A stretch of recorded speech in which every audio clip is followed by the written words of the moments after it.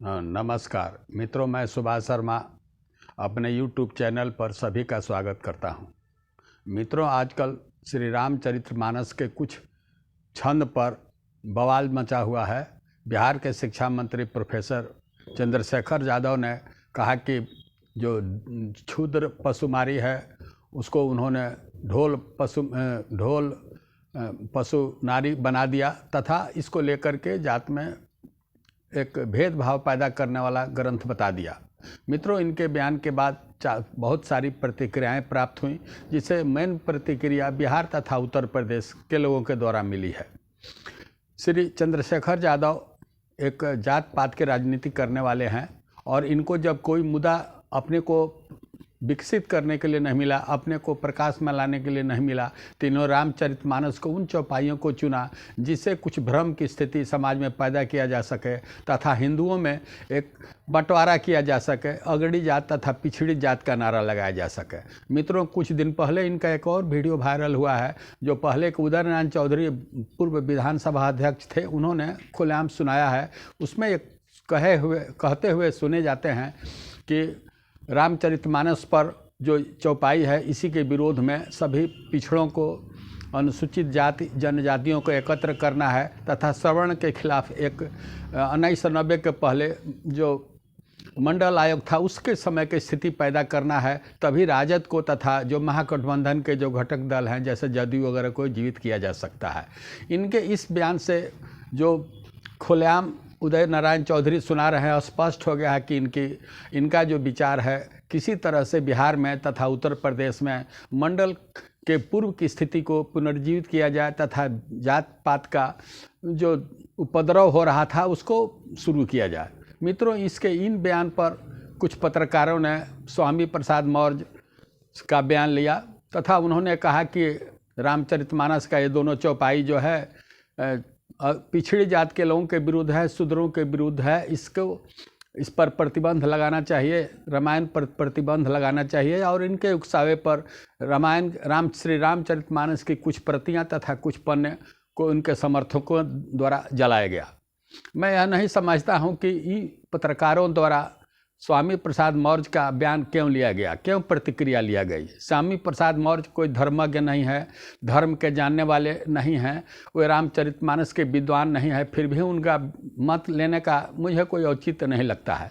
स्वामी प्रसाद मौर्य बहुत दिनों से कुशीनगर के विधायक थे तथा एक इनका गिरोह है जो बगहा में कभी कभी घुस आते थे। एक बार 2008 में बगहा के क्षेत्र में आ गए, उस समय चुनाव का स्थिति था, आकर के चुनाव को प्रभावित करने का कोशिश किए। जब इनको खदेड़ा गया तो थाना में इन्होंने काफ़ी गाली गलौज किया, लेकिन उस समय का जो प्रशासन था कमज़ोर था, इनके खिलाफ कार्रवाई नहीं हुआ और ये जंगल के रास्ते से भाग निकले। वस्तुतः स्वामी प्रसाद मौर्य एक लालची अवसरवादी तथा घटिया किस्म में आदमी है, अतः इनका रामचरितमानस के दोहा के प्रासंगिकता तथा उस उपयोगिता पर प्रतिक्रिया लेना मुझे ठीक नहीं लगा। रामचरितमानस के मर्मज्ञ विद्वान श्री आचार्य किशोर कुणाल हैं, जो महावीर मंदिर न्यास के सचिव हैं। ये इनका बयान अयोध्या के केस में भी पर भरोसा जताया गया था। ऐसे विद्वानों से रामचरितमानस के चौपाइयों पर मत लेना चाहिए था, लेकिन स्वामी प्रसाद मौर्य जो निरक्षित, अशिक्षित है, असभ्य है व्यक्ति का लेकर के इसको और विवाद को तुल दे दिया गया। मित्रों, किशोर कुणाल ने पहले ही कहा है कि 1810 के बाद जो रामचरितमानस की जो प्रतियां छपी हैं उसमें क्षुद्र पशुमारी को शूद्र पशु नारी बना दिया गया, अपभ्रंश कर दिया गया और कालांतर में इसको अर्थ का अनर्थ कर दिया गया। मित्रों, बहुत ऐसे देश हैं जैसे मॉरिशस है, फूजी है, सूरीनाम है। ऐसे कंट्री में जब भारत के लोग जाते हैं तो वहाँ के लोग कहते हैं कि 2 ही चीज़ ले आना, एक भारत से गंगा जल ले आना तथा एक श्री रामचरितमानस का गुटखा ले आना। इस प्रकार यह जो ग्रंथ केवल उत्तर प्रदेश, बिहार या भारत के सीमा को लांघ करके एक वैश्विक ग्रंथ बन गया है तथा इस ग्रंथ का और तथा श्री रामचरितमानस का प्रत्येक चौपाई का अर्थ विभिन्न प्रकार से किया जाता है। सबसे दुखद बात है मित्रों कि श्री तुलसीदास ने कोई अपना पंथ तथा मठ इत्यादि का स्थापना नहीं किया था, उन्होंने कोई उत्तराधिकारी नहीं बनाया था। उनका उत्तराधिकारी पूरा विश्व है। उनके जो श्री रामचरितमानस के जो विचार हैं, उस विश्व भी उस विचार को मानता है तथा उस पालन करता है और अपने को गौरवान्वित महसूस करता है। इसमें सबसे महत्वपूर्ण बात है मित्रों कि जो मुरारी बापू है, रामचरितमानस का गुण गा करके को अरबों रुपया कमाया और बीच बीच में अली मौला का नारा लगा रहा था, वह चुप है। यह मुरारी बापू देशद्रोही है और इस समय में उसकी चुप्पी बहुत मायने रखती है। वह किस धर्म का पालन करता है। उसने एक बार लंदन में एक भाषण में देते हुए कहा था कि राम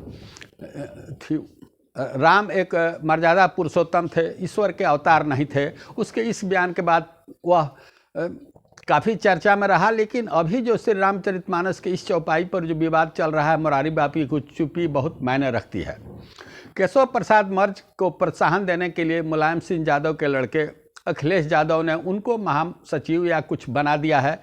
इससे यह साफ लगता है कि उत्तर प्रदेश तथा बिहार के जो नेता हैं, महागठबंधन के नेता हो, राजद के हों, जदयू के हों, चाहे मुलायम सिंह की पार्टी हो, ये सब मिल करके ये इनकी मंशा है कि 2024 के चुनाव के पहले एक पूर्व मंडल का आंदोलन खड़ा किया जाए तथा देश में जो सरकार है उसको ये लोग विचार के स्तर पर, विकास के स्तर पर नहीं परास्त कर सके तो अगली पिछली जात का एक नारा दे करके उस भावना को उकसा करके और चुनाव लड़ा जाए।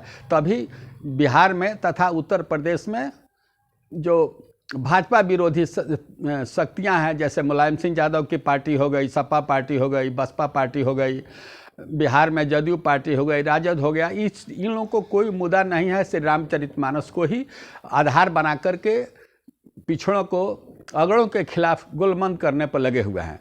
और श्री चंद्रशेखर सिंह के इस बयान से तो स्पष्ट हो गई, जैसा कि उदय नारायण चौधरी बता रहे हैं कि उन्होंने कहा कि इस बार हिंदू धर्म के खिलाफ नहीं बोलना है। यदि हिंदू धर्म के खिलाफ बोलिएगा तो सभी हिंदू नाराज हो जाएगा और वोट नहीं मिलेगा। इस तरह से श्री चंद्रशेखर यादव की जो मंशा भी स्पष्ट हो गई।